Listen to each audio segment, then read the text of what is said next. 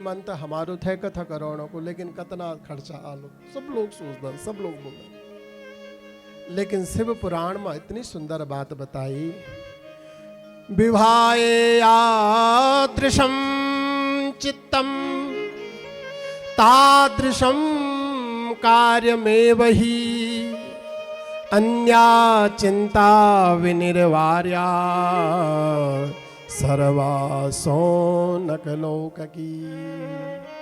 विवाहे यादृशम चित्तम, भागवत जी में तो वित्त बताए कि विवाहे यादृशम वित्तम, जितना धन आप अपना घर में एक विवाह में कर दन।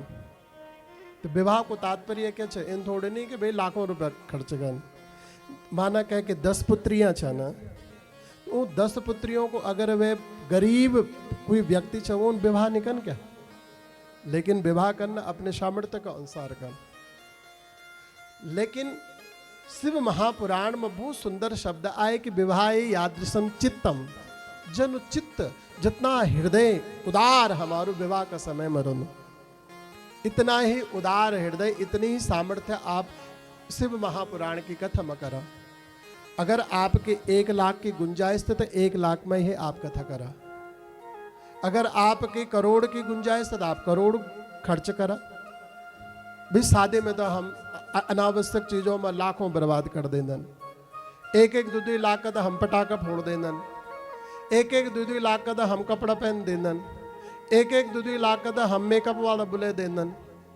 अब आप सोचा यदि वो पटाखा नहीं फूटो, यदि वो मेकअप नहीं हो, वो सारा बैंड बाजा न बजो, तो क्या विवाह नहीं भेज सकते? अवश्य भेज सकते।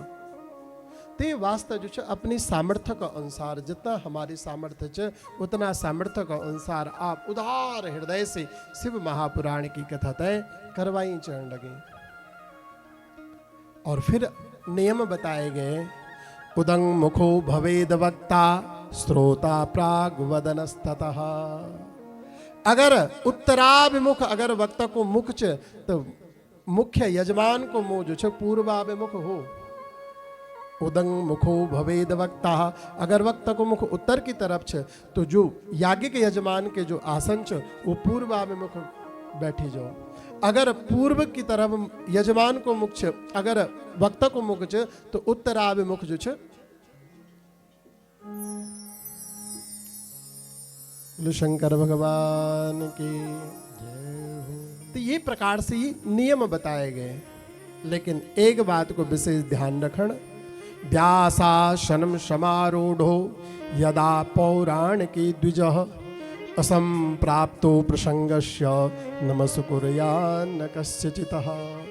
जब तक कथा विराम न भेजो तब तक वे आरूढ़ पर, वे व्यासासन पर जो भी व्यक्ति बैठे हों वो कहते हैं अभिवादन आदि प्रणाम आदि न करो जब तक कथा विराम नहीं हो।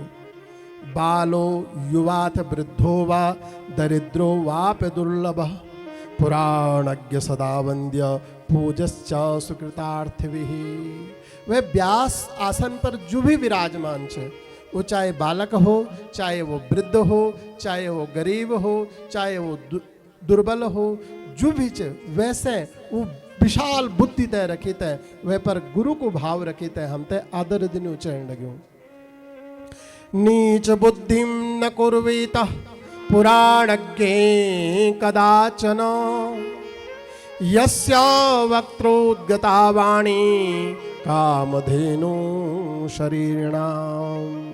कभी भी वे वक्ता का पढ़ते जो नीच बुद्धि निचवल रखी चढ़ने लगे।